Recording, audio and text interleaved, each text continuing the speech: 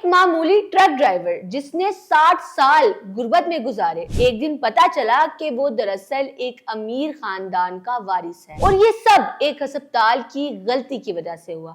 ناظرین، یہ کوئی فلم نہیں ہے بلکہ جاپان کی ایک حیرت انگیز سچی کہانی ہے۔ کہانی کیا ہے، کیا ماجرا ہے، جاننے کے لیے ویڈیو کو آخر تک دیکھیے۔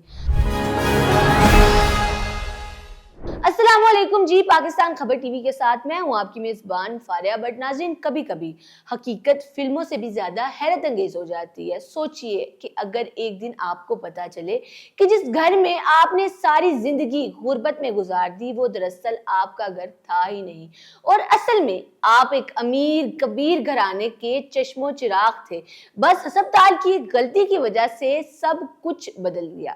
جی ہاں، یہ کوئی فلمی سین نہیں ہے بلکہ ایک سچی جاپان میں پیش آنے والی کہانی ہے، ایک سچا واقعہ ہے جس کی شروعات 1953 میں ہوئی۔ ٹوکیو کے ہسپتال میں دو بچے پیدا ہوئے، صرف 13 منٹ کے فرق سے، مگر ایک نرس کی چھوٹی سی غلطی نے دونوں کی زندگیاں الٹ کر رکھ دی۔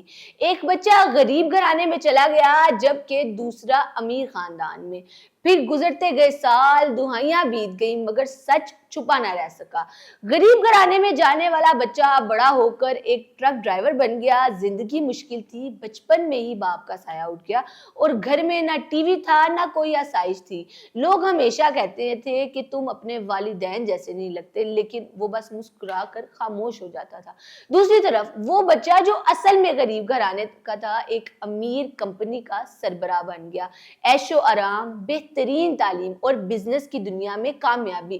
کسی نے سوچا بھی نہ تھا کہ دونوں کی زندگیاں غلط راستوں پر چل رہی ہیں، لیکن سچ آخرکار 60 سال بعد سامنے آ گیا، جب امیر خاندان کے جو چھوٹے بھائی تھے اس شخص کے، ان کو شک ہوا کہ ان کا بڑا بھائی شکل میں ان کے جیسا بالکل بھی نہیں لگتا، تو انہوں نے اس آدمی کے سگریٹ کے ٹکڑے پکڑے اور ان کا ڈی این اے ٹیسٹ کرایا، اور نتیجہ چونکا دینے والا آیا۔ ان میں سے پتا لگا، ڈی این اے ٹیسٹ سے پتا لگا کہ وہ اس کا بھائی تھا ہی نہیں۔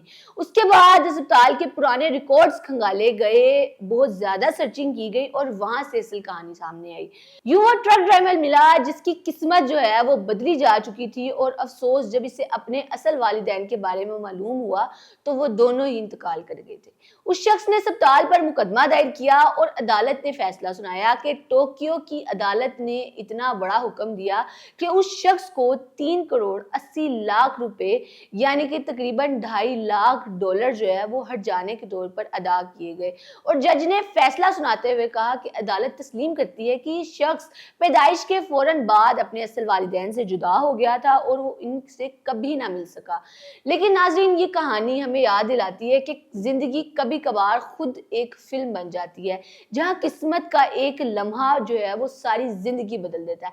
آپ لوگوں کا اس بارے میں کیا خیال ہے، کیا رائے ہے؟ اگر اس کی جگہ آپ ہوتے تو آپ لوگ کیا کرتے؟ رائے کا اظہار کمنٹ سیکشن میں ضرور کیجیے گا۔ اب تک کے لیے اتنا ہی، مجھے دیں اجازت، اللہ نگہبان۔